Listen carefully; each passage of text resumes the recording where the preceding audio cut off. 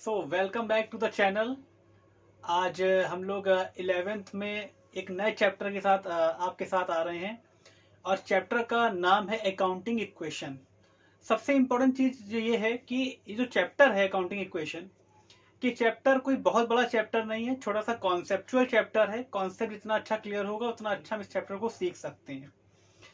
Accounting equation यानी नाम से अगर देखा जाए तो लग रहा है कोई मैथमेटिकल चैप्टर होगा, कोई इक्वेशन की बात की जाएगी, लेकिन एक क्वेश्चन माइंड में ये भी आ रहा होगा कि अकाउंट्स में मैथ्स कहाँ से आ गई। तो एक्चुअली में है क्या, अकाउंटिंग इक्वेशन जो चैप्टर है उसमें होता क्या है कि this is a mathematical expression, यानी ये भी एक मैथमेटिकल एक्सप्रेशन। इक्वेशन वर्ड आया तो इसका मतलब मैथमेटिकल एक्सप्लेनेशन तो होगा ही, एक्सप्रेशन होगा ही यहाँ पे। लेकिन किसका मैथमेटिकल एक्सप्रेशन है यहाँ पे? तो मैथमेटिकल एक्सप्रेशन है ये एसेट्स एंड लायबिलिटीज का। एसेट्स एंड लायबिलिटीज का एक मैथमेटिकल एक्सप्रेशन है। देखिए होता है क्या है, अकाउंटेंसी में पूरी अकाउंटेंसी जो भी बेस है हमारी, वो डुअल एस्पेक्ट कॉन्सेप्ट पे बेस होती है। डुअल एस्पेक्ट कॉन्सेप्ट का मतलब होता है कि every transaction has two aspects, यानी हर ट्रांजेक्शन के दो एस्पेक्ट होंगे आपके सामने। पहला एस्पेक्ट होगा डेबिट और दूसरा एस्पेक्ट होगा क्रेडिट, यानी every debit there must be equal amount of credit. जितने का डेबिट है उतने का ही क्रेडिट भी होगा। ठीक है, यह इसको इस तरीके से बोल सकते हैं हम लोग कि जो भी बिजनेस की लायबिलिटीज है वो लायबिलिटीज चाहे आउटसाइडर्स की हो या प्रोपराइटर की हो, यानी कैपिटल उसी में आ गया, प्रोपराइटर बोल रहे हैं ना, यानी बिजनेस की लायबिलिटी एज ए प्रोपराइटर की, प्रोपराइटर को, तो उसको कैपिटल बोलते हैं हम लोग। यानी जो भी बिजनेस की लायबिलिटी होती है, ठीक है ना, चाहे वो आउटसाइडर्स की हो या प्रोपराइटर की हो, that will be equal to the assets of the firm. वो बिजनेस की फर्म के इक्वल होती है हमेशा। यानी जितने भी ट्रांजेक्शन आप करते जाइए उसका जो एस्पेक्ट होगा, उसका जो इम्पैक्ट आएगा एसेट्स एंड लायबिलिटीज में, वो एसेट्स एंड लायबिलिटीज में कुछ इस तरीके से आएगा कि हमारी एसेट्स और लायबिलिटीज का जो इक्वल होगा, यानी दोनों हमारी हमेशा इक्वल आएंगी। ठीक है ना, अगर इक्वल नहीं आ रही तो इसका मतलब हमने कुछ ना कुछ गलती कर दी है। तो हर एक ट्रांजेक्शन के बाद, किसी भी ट्रांजेक्शन के बाद एसेट्स एंड लायबिलिटीज का जो टोटल आएगा वो आपका इक्वल आएगा, और यही अकाउंटिंग इक्वेशन है। तो अकाउंटिंग इक्वेशन का एक सिंपल फार्मूला क्या बना हमारा कि liabilities is equal to assets. अब यहाँ पे लायबिलिटीज हमारी किसकी किसकी लायबिलिटी है? प्रोपराइटर की लायबिलिटी और आउटसाइडर की लायबिलिटी। तो प्रोपराइटर की लायबिलिटी को तो हम लायबिलिटी कैपिटल बोलते हैं, और जो आउटसाइडर की लायबिलिटी वो तो लायबिलिटी ही रहेगी। यानी एक तरीके से कहें तो assets is equal to liabilities plus capital, यानी जो एसेट्स है उसका टोटल लायबिलिटीज के टोटल से और कैपिटल के कंबाइंड टोटल के बराबर आएगा, हमेशा इक्वल आएगा। तो ये तो हमारी अकाउंटिंग इक्वेशन का एक सिंपल ब्रीफ डिस्क्रिप्शन हो गया। इसके अलावा अब हमें समझना क्या है कि अकाउंटिंग इक्वेशन में एसेट्स हम बोल रहे हैं बार बार, लायबिलिटी हम बोल रहे हैं। हालांकि एसेट्स एंड लायबिलिटी अब आप लोग सीख भी गए होंगे कि क्या एसेट्स है क्या लायबिलिटी है, लेकिन फिर भी हम एक ब्रीफ डिस्क्रिप्शन दे देते हैं, एक ब्रीफ डिस्क्रिप्शन दे रहे हैं एसेट्स एंड लायबिलिटी का। वो डिस्क्रिप्शन आपकी स्क्रीन पे भी दिख रहा होगा। हालांकि मोस्टली लोगों को पता चल गया है, क्योंकि जो हम लोगों ने बेसिक अकाउंटिंग टर्म्स चैप्टर सीखा था तो वहीं पे हमने लायबिलिटीज को और एसेट्स को सीख लिया था। तो काफी लोगों को क्लियर भी होगा, लेकिन उसके बावजूद हम लोगों ने एक डिस्क्रिप्शन आपको उसके सामने देने जा रहे हैं। देखिए है क्या कि कुछ एसेट्स होती हैं और कुछ लायबिलिटीज होती हैं। तो उन एसेट्स एंड लायबिलिटीज को हम लोग पहले समझ लें। जो आपकी स्क्रीन पे दिख रहा है, जैसे कैश है हमारा, कैश, चाहे वो कैश इन हैंड हो चाहे वो कैश एट बैंक हो, यानी पैसा चाहे हमारे हाथ में हो चाहे पैसा हमारे बैंक में डिपॉजिट हो, वो हमारी बिजनेस की एसेट्स मानी जाती है। कैश के अलावा फर्नीचर फिक्चर, यानी जो भी बिजनेस का फर्नीचर है, फिक्चर है, प्लांट है, मशीनरी है, लैंड बिल्डिंग, मोटर व्हीकल, यानी लैंड बिल्डिंग हो सकता है हमारी बिजनेस के लिए। अगर मान लीजिए हमारा ट्रांसपोर्टेशन का बिजनेस हो, कोई मोटर व्हीकल हो सकता है। मोटर व्हीकल के साथ साथ स्टॉक इन्वेंट्री, जो स्टॉक है, इन्वेंट्री है, वो भी हमारी बिजनेस की एसेट्स है। उसके अलावा अगर हम देखें तो प्रीपेड एक्सपेंसेस, प्रीपेड एक्सपेंस हमारे बिजनेस के एसेट्स होते हैं। डेटर्स बिजनेस की एसेट्स होती है। बिल्स रिसीवेबल भी बिजनेस की एसेट्स होती है। ठीक है ना, अक्रूड इनकम भी बिजनेस की एसेट्स होती है। उसके अलावा इन्वेस्टमेंट भी हमारे बिजनेस की एसेट्स में ही कवर अप किए जाते हैं। तो ये कुछ एग्जांपल्स थे जिनको हम लोग एसेट्स मानते हैं।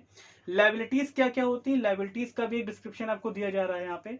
जैसे कैपिटल हो गया आपका, तो कैपिटल के तो एक हम लोग सेपरेट हेड खोलेंगे, यानी कैपिटल वो अमाउंट होता है, वो लायबिलिटी होती है, लायबिलिटी टुवर्ड्स द प्रोपराइटर, कि प्रोप्राइटर के लिए क्या लायबिलिटी है, उसको हम लोग कैपिटल बोलते हैं। तो कैपिटल के अलावा और कौन कौन सी लायबिलिटीज होती हैं जो आउटसाइडर्स के लिए होती हैं, जैसे क्रेडिटर हो गए बिजनेस के, बिल्स पेबल यानी बीपी जो शॉर्ट फॉर्म में बोलते हैं हम लोग, बिल्स पेबल, वो भी लायबिलिटी होती है।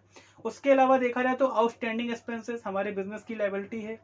अगर कोई एडवांस इनकम हमें मिल गई कहीं से, एडवांस इनकम, या हम उसको बोल सकते हैं अनअर्न्ड इनकम, ठीक है ना, कोई एडवांस इनकम हमें मिल गई है, तो that is also called liability for a business. तो ये कुछ एसेट्स एंड लायबिलिटीज का ब्रीफ डिस्क्रिप्शन हो गया। अब देखिए है क्या, इस पूरे कॉन्सेप्ट को समझने के लिए हम लोग कुछ छोटे छोटे फॉर्मूले सीखेंगे। फॉर्मूले नहीं है, बल्कि फॉर्मूले ना कह के उसको याद करना नहीं है, हमें उसको समझना है। और अगर इस सारी चीजों को हमने समझ लिया तो अकाउंटिंग इक्वेशन का क्वेश्चन लगाना हमारे लिए मतलब बहुत छोटा काम हो जाएगा। तो क्या छोटी छोटी बातें हैं उनके बारे में हम लोग सीखेंगे। सबसे पहले हमें करना क्या होता है, जब क्वेश्चन हमारे सामने आएगा तो पहला काम हमें करना ये होगा कि हम क्वेश्चन में हेड को आइडेंटिफाई कर लेंगे। अब आप कहोगे हेड मतलब हेड कहाँ से आ गया, हेड यहाँ से आ गया कि जब आप पूरा क्वेश्चन पढ़ेंगे तो आप सबसे पहले आइडेंटिफाई कर लेंगे कि इस क्वेश्चन के दौरान कौन कौन से आइटम हैं जो एसेट्स की तरफ ओपन होंगे और ऐसे कौन कौन से आइटम हैं जो लायबिलिटी की तरफ ओपन होंगे, उनको पहले आइडेंटिफाई कर लेंगे अलग से। क्योंकि होता है क्या, जब हम एक ट्रांजेक्शन पढ़ते हैं, क्वेश्चन लगाना शुरू कर देते हैं, तो फिर बीच में जब कोई नया हेड आता है तो उस समय बड़ी प्रॉब्लम फेस करनी पड़ती है हमको। तो पहला काम क्या है, हेड आइडेंटिफाई करना। और कुछ छोटे छोटे रूल्स हैं जिनको हम आपके सामने लेके आ रहे हैं। रूल्स जो भी हैं वो आपकी स्क्रीन पे दिख रहे होंगे। वन बाय वन मैं एक एक रूल को डिस्क्राइब करता जा रहा हूँ। एक्चुअली में है क्या, अब आपको लग रहा होगा कि जब रूल लिखे हुए हैं तो डिस्क्राइब क्या करेंगे उसमें, ये that is not a rule. ये कोई रूल नहीं है, बल्कि हम ये कहेंगे अकाउंट्स में कहीं कोई रूल होता ही नहीं है। सारा कुछ कॉन्सेप्ट होता है। अगर आपका कॉन्सेप्ट जितना क्लियर है उतनी आसानी से आप अकाउंटिंग इक्वेशन चैप्टर सीख सकते हो। कुछ भी नहीं है, बल्कि हम यही कहेंगे। सबसे पहला जो आपकी स्क्रीन पे दिख रहा है, जो फर्स्ट रूल है, वो है स्टार्टेड बिजनेस, यानी बिजनेस स्टार्ट किया गया। अब सोचने वाली बात यह कि जब बिजनेस स्टार्ट हुआ है यानी बिजनेस में कैश आया है, आपको बिजनेस के पॉइंट ऑफ व्यू से सोचना है, बिजनेसमैन के पॉइंट ऑफ व्यू से नहीं सोचना है। ये बात पहले बताई गई थी आपको कि there is a separate legal entity between a businessman and a business. जब एक बिजनेसमैन बिजनेस शुरू करता है यानी कैश देता है अपने बिजनेस को, तो ये जो बिजनेस है यहाँ पे कैश आ रहा है तो हम कैश में ऐड कर देंगे, यानी एसेट्स की तरफ हम एक कैश का हेड खोलेंगे जहां पे ये वैल्यू ऐड करती जाएगी जितने से भी बिजनेस शुरू हो रहा है। और दूसरी तरफ लायबिलिटी वाले ग्रुप में कैपिटल में इतना ही अमाउंट ऐड कर दिया जाएगा, यानी कैश ऐड होगा और कैपिटल ऐड होगा। यानी स्टार्टेड बिजनेस अगर हम कर रहे हैं तो कैश ऐड होगा आपका और कैपिटल ऐड होगा। उसके बाद बिजनेस शुरू हो गया। बिजनेस शुरू होने के बाद हम क्या करेंगे, बिजनेस शुरू होने के बाद बैंक अकाउंट ओपन करेंगे, ठीक है ना।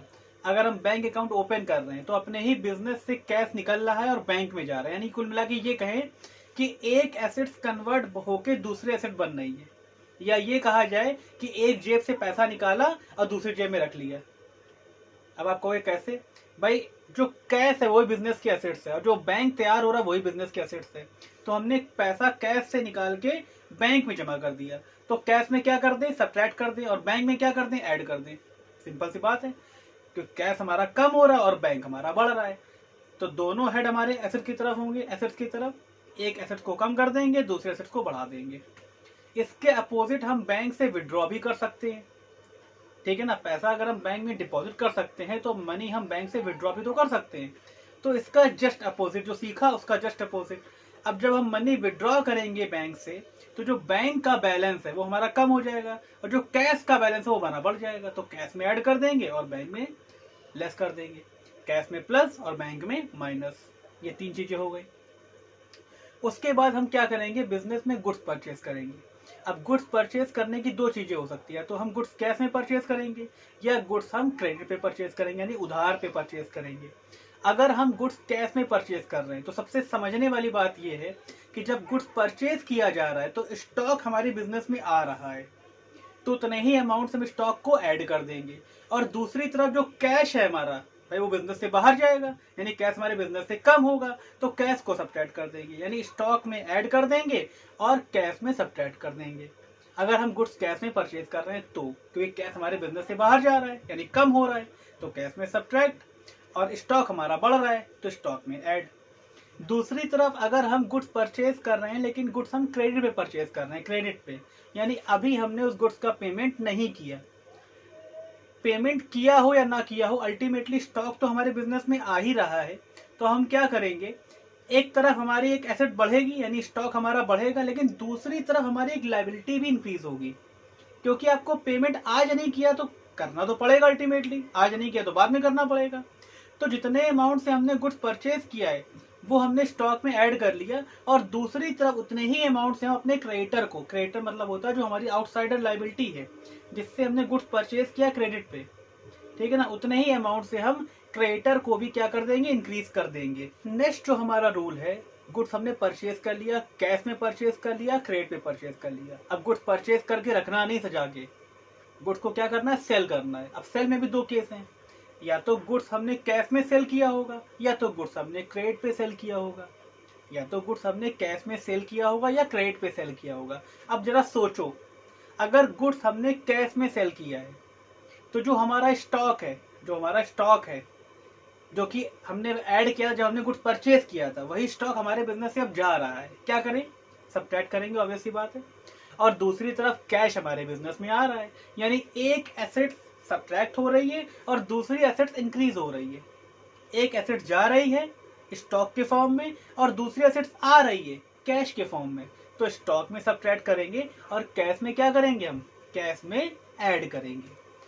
दूसरी तरफ अगर देखा जाए कि अगर हम गुड्स सेल कर रहे हैं लेकिन क्रेडिट पे सेल कर रहे हैं, सेल तो हमने किया है लेकिन गुड्स हमने क्रेडिट पे सेल किया, जिसको हमने सेल किया है अभी उस बंदे ने हमें पेमेंट नहीं किया। और सिंपल सी बात है, जब भी कभी हम गुड्स क्रेडिट पे सेल करते हैं इसको हम बोलते हैं डेटर्स। क्या बोलते हैं, डेटर्स। तो यहाँ पे क्या हो रहा है कि अभी पेमेंट हमें मिला तो है नहीं, गुड्स तो चला गया मेरे पास से लेकिन पेमेंट नहीं आया। तो जितने अमाउंट से पेमेंट नहीं आया है, अगर हम गुड्स को क्रेडिट पे सेल करेंगे तो स्टॉक में सब्ट्रैक्ट करेंगे और उतने ही अमाउंट से डेटर को क्रिएट करेंगे, और ये जो डेटर का हेड है ये हमारा एसेट्स की तरफ ओपन होगा, यानी डेटर्स में हम ऐड करेंगे और स्टॉक में हम सब्ट्रैक्ट करेंगे। तो हमने गुड्स को सेल करना भी सीख लिया, कैश में कैसे सेल करना है और क्रेडिट पे कैसे सेल करना है ये भी हमने सीख लिया, गुड्स परचेज करना, गुड्स सेल करना। अब इसके बाद हम लोग देखने जा रहे हैं एक्सपेंस, यानी बिजनेस में डे टू डे बहुत सारे एक्सपेंस होते हैं। वर्कर्स को वेजेस देनी है, एम्प्लॉयज़ को सैलरी देनी है, टेलीफोन चार्जेस देना है, फ्रेट देना है, कार्टेज देना है, तमाम तरह के एक्सपेंस होते हैं जो कि हमें करने होते हैं बिजनेस में डे टू डे ऑपरेशंस को मेंटेन करने के लिए। अब एक्सपेंस में क्या होगा, कैश हमारे बिजनेस का कम हो जाएगा। भाई एक्सपेंस अगर आप दे रहे हो, टेलीफोन एक्सपेंस दे रहे हो, कोई भी एक्सपेंस दे रहे हो, सैलरी दे रहे हो, वेजेस दे रहे हो, तो उससे कैश बिजनेस का कम हो जाएगा। तो हम कैश में क्या करेंगे, सब्ट्रैक्ट कर देंगे। और दूसरी तरफ इसका अल्टीमेट इम्पैक्ट कैपिटल पे भी पड़ता है, तो हम अगर कैश को सब्ट्रैक्ट करेंगे तो दूसरी तरफ हमें कैपिटल में भी सब्ट्रैक्ट करना होगा। यानी एक्सपेंस के केस में क्या होगा, कैश में सब्ट्रैक्ट करेंगे और दूसरी तरफ कैपिटल में सब्ट्रैक्ट करेंगे। और इसी तरह अगर कोई इनकम हमें मिल रही है, यानी इनकम रिसीव, जैसे कमीशन कहीं से मिल गया, रेंट कहीं से मिल गया, इंटरेस्ट कहीं से मिल गया, डिस्काउंट कहीं से मिल गया, डिस्काउंट रिसीव कहीं से हो गया, तो इसका जस्ट अपोजिट, यानी एक्सपेंस वाले का जस्ट अपोजिट, जब एक्सपेंस था तो कैश में सब्ट्रैक्ट और कैपिटल में सब्ट्रैक्ट, और जब इनकम होगी तो कैश में ऐड और कैपिटल में ऐड, दोनों में ऐड कर लेंगे।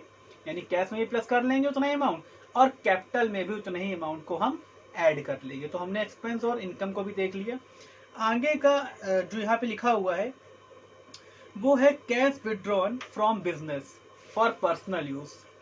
बेसिक अकाउंटिंग टर्म्स को पढ़ाते समय हमने बताया था कि अगर आप अपने बिजनेस से अपने पर्सनल यूज के लिए अगर कोई गुड्स विड्रॉ कर रहे हैं या कोई कैश विड्रॉ कर रहे हैं तो दैट इज कॉल्ड ड्राइंग, उसको हम ड्राइंग बोलते हैं। अगर आप बिजनेस से अपने ही पर्सनल यूज के लिए कोई गुड्स विड्रॉ करते हैं या कैश विड्रॉ करते हैं तो दैट इज कॉल्ड ड्राइंग। अब अगर मान लीजिए हमने कैश विड्रॉ किया, कैश हमने विड्रॉ किया, तो हम क्या करेंगे, कैश में सब्ट्रैक्ट कर देंगे और कैपिटल में सब्ट्रैक्ट कर देंगे। और अगर हमने गुड्स विड्रॉ किया है तो हम स्टॉक में सब्ट्रैक्ट कर देंगे और कैपिटल में सब्ट्रैक्ट कर देंगे। यानी दोनों ही केस में कैपिटल में सब्ट्रैक्ट होगा। अगर आप पर्सनल यूज के लिए चाहे गुड्स विड्रॉ कर रहे हो या कैश विड्रॉ कर रहे हो, दोनों केस में प्रोप्राइटर की जो लायबिलिटी है, फर्म की जो लायबिलिटी है प्रोप्राइटर के अगेंस्ट में वो कम होगी, यानी कुल मिला के कैपिटल कम हो जाएगी। अगर कैश विड्रॉ करें तो कैश भी कम हो जाएगा, अगर गुड्स विड्रॉ करें तो स्टॉक कम हो जाएगा। उसके बाद अगर आप बिजनेस में कोई एसेट्स परचेज कर रहे हो, कोई एसेट आप परचेज कर रहे हो, जैसे बिल्डिंग खरीदना, प्लांट खरीदना या वॉट एवर जो भी खरीद रहे हो, तो एक सेपरेट हेड खोला जाएगा एसेट की तरफ उसका, और वहां पे उस एसेट्स में उतना ही अमाउंट को ऐड कर दिया जाएगा, और दूसरी तरफ कैश से सब्ट्रैक्ट कर दिया जाएगा, क्योंकि एक एसेट्स यहाँ पे बढ़ रही है और एक एसेट्स हमारी सब्ट्रैक्ट हो रही है, यानी कम हो रही है। दूसरा, अगर हम एसेट्स को सेल कर रहे हैं तो इसका जस्ट अपोजिट हो जाएगा, कैश में ऐड कर देंगे और उस एसेट में सब्ट्रैक्ट कर देंगे। अब क्या हो सकता है कि जो एसेट्स हमने परचेज किए उस एसेट्स पर डेप्रिसिएशन चार्ज किया जाए, डेप्रिसिएशन हम चार्ज करेंगे। तो डेप्रिसिएशन के केस में क्या होगा कि जिस भी एसेट्स में डेप्रिसिएशन चार्ज किया जा रहा है उस एसेट्स में हम उतना वैल्यू कम कर देंगे डेप्रिसिएशन के नाम से, और दूसरी तरफ हम कैपिटल में भी सब्ट्रैक्ट कर देंगे, ठीक है ना। दूसरी तरफ हम कैपिटल में भी उतना ही अमाउंट सब्ट्रैक्ट कर देंगे। अब यहाँ पे कुछ इंपॉर्टेंट टर्म्स और आने जा रहे हैं, कुछ इंपॉर्टेंट रूल और आने जा रहे हैं। सबसे पहला है आउटस्टैंडिंग। अब ये वर्ड आज हम क्लियर करते हैं, आउटस्टैंडिंग होता क्या है। देखिए, होता ये है कि जब आपने पढ़ा था अकाउंटिंग पीरियड कॉन्सेप्ट, वहां पे आपने देखा था कि पूरे अकाउंटिंग पीरियड को हम 12 मंथ के ईयर में बना लेते हैं, यानी हर एक अकाउंटिंग पीरियड में 12 महीने होते हैं। अब जैसे मान लीजिए 12 महीने हमारे अकाउंटिंग पीरियड में है और हमें सैलरी देनी है, यानी 12 बार हमको सैलरी देनी पड़ेगी अपने जो भी हमारे एम्प्लॉयज हैं। लेकिन सपोज करो हम केवल 11 मंथ की सैलरी अभी दे पाए, 1 मंथ की सैलरी अभी हम नहीं दे पाए हैं, यानी वो जो सैलरी है वो देनी तो थी लेकिन एक्सपेंसेस मतलब एक्सपेंस जो है वो ड्यू है लेकिन अभी तक वो पे नहीं हुआ। तो expense due but not yet paid, यानी ऐसा कोई एक्सपेंस जो ड्यू है लेकिन अभी तक पे नहीं हुआ, उसको हम बोलते हैं आउटस्टैंडिंग एक्सपेंस। क्या बोलते हैं? Outstanding expense. तो जो भी हमारे आउटस्टैंडिंग एक्सपेंस होते हैं उनके लिए हम क्या करते हैं, उनके लिए हम करते हैं कि आउटस्टैंडिंग